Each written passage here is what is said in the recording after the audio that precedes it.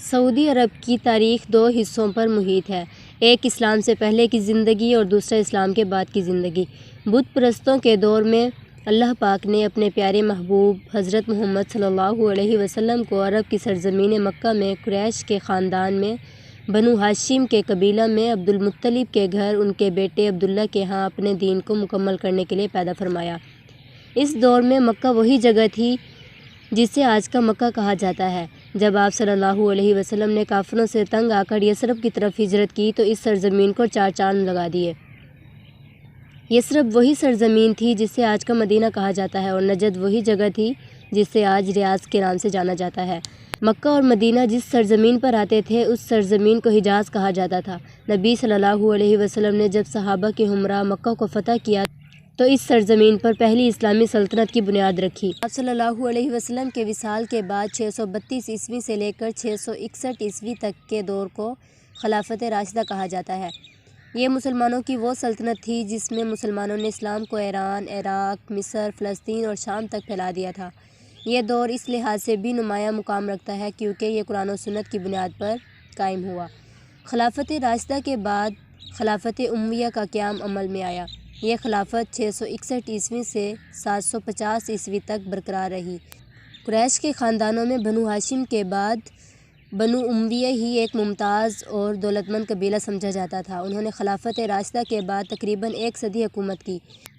مسلمانوں کے اس دور میں اسلام کی جڑیں چین سے اسپین تک پھیل چکی تھیں۔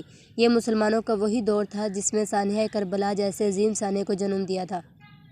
عوام کی رائے سے حکمران منتخب خلافت راشدہ سے ہی ہوتا چلا آ رہا ہے۔ ابو سفیان کے بیٹے امیر معاویہ کو حضرت عمر فاروق رضی اللہ عنہ کے دور میں دمشق کا گورنر بنا دیا گیا تھا اور حضرت عثمان رضی اللہ عنہ کے دور میں وہ پورے صوبے شام کے گورنر بنا دیے گئے تھے۔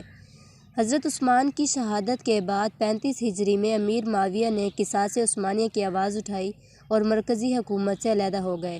جنگ صفین کے بعد مسلم حکومت دو حصوں میں تقسیم ہو گئی، آدھی خلافت جو حضرت علی کے پاس رہی اور آدھی بادشاہت امیر معاویہ کے پاس چلی گئی۔ حضرت علی کی شہادت کے بعد حضرت حسن خود حکومت سے دستبردار ہوئے، جس کے بعد امیر معاویہ مکمل اسلامی ریاست کے بادشاہ مقرر ہوئے۔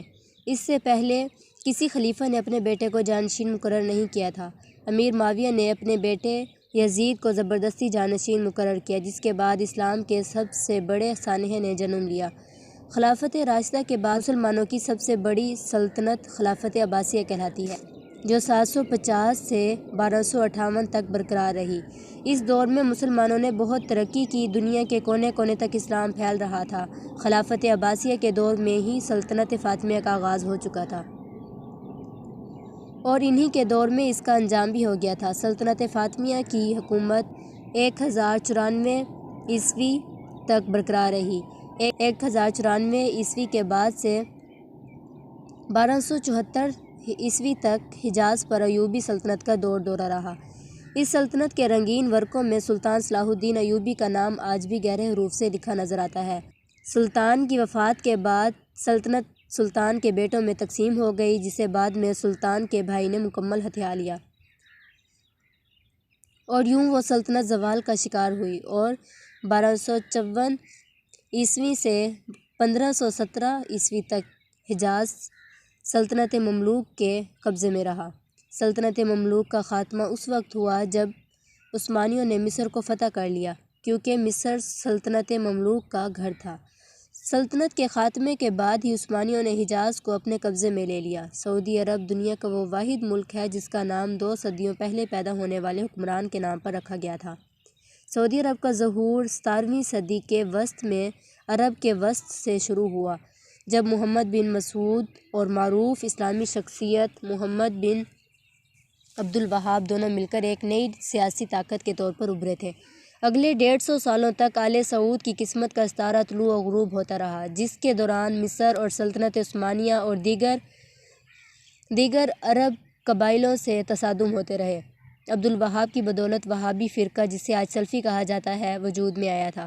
19ویں صدی میں جب عثمانی اپنے زوال کا شکار ہوئے، اس عرصے میں سعود خاندان کے عبدالعزیز نے نجد کے علاوہ حجاز کے ان علاقوں پر قبضہ کر لیا تھا جس میں مکہ مدینہ جیسے شہر آتے ہیں۔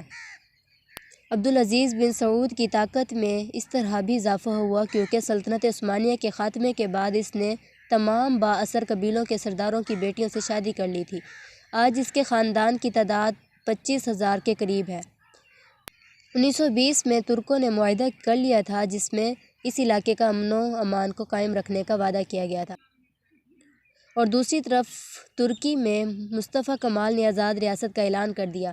1916 سے 1925 تک مملکت حجاز کے نام سے قائم ہونے والے اس ماتحت حکومت نے 1925 سے باقاعدہ ایک الگ حکومت کی بنیاد ڈالی تھی جس کے بادشاہ عبدالعزیز مقرر ہوئے۔ 20 مئی 1927 کو معاہدہ جدہ کے مطابق برطانیہ نے تمام مقبوضہ علاقوں کو جو اس وقت حجاز و نجد کہلاتے تھے سب پر عبدالعزیز بن سعود کی بادشاہت کو تسلیم کر لیا۔ 1932 میں حکومت برطانیہ کی رضامندی حاصل کرتے ہوئے مملکت حجاز و نجد کا نام تبدیل کرتے ہوئے مملکت سعودی عرب رکھ دیا گیا۔ جدہ تاریخی خطہ حجاز کے تاریخی علاقہ تہامہ میں بحیرہ احمر کے ساحل پر واقع ایک شہر ہے جو مغربی سعودی عرب کا اہم تجارتی اور ثقافتی مرکز ہے اور بحیرہ احمر کی سب سے بڑی بندرگاہ بھی ہے۔ سعودی عرب کا پورا نام کنگڈم آف سعودی عربیہ ہے۔ یہ مغربی ایشیا میں موجود سب سے بڑا اور امیر ملک ہے۔ رقبے کے لحاظ سے دنیا کے 12ویں نمبر پر ہے۔ اس کا مشہور کھانا البیک ہے۔ 1990 میں ریسٹورنٹ مکہ میں تعمیر ہوا۔ اس کے بعد اب اس کی آلموسٹ 120 سے زیادہ ریسٹورنٹس ہیں۔ اس کے بعد سعودی عرب کی مشہور عمارت مکہ ٹاور ہے۔ 2004 میں ملک عبداللہ بن عبدالعزیز جو سعودی عرب کے بادشاہ تھے انہوں نے بہت بڑے تعمیری منصوبے کا حکم دیا۔ یہ منصوبہ 2004 میں شروع ہوا اور 2012 میں ختم ہوا۔ یہ بلڈنگ زمین سے 600 میٹر اونچی ہے، دنیا کی تیسری بڑی عمارت ہے اور اس ٹاور میں استعمال ہونے والے اہم حصوں کو ترکی میں تیار کیا گیا۔ اس کی سب سے مشہور چیز اس کی گھڑی ہے جو کئی کلومیٹر دور سے بھی نظر آتی ہے۔ گھڑی کی مشین جرمنی میں تیار کی گئی ہے۔ مشین 21 ٹن وزنی ہو گئی تھی تو مشین کو ان لوگوں نے 2 حصوں میں تقسیم کیا۔ اس کا فریم ایک جنگی ٹینکر جتنا وزنی ہے۔ سعودی عرب کی مشہور کرنسی سعودی ریال ہے جو پاکستانی 47 روپے کے برابر ہے۔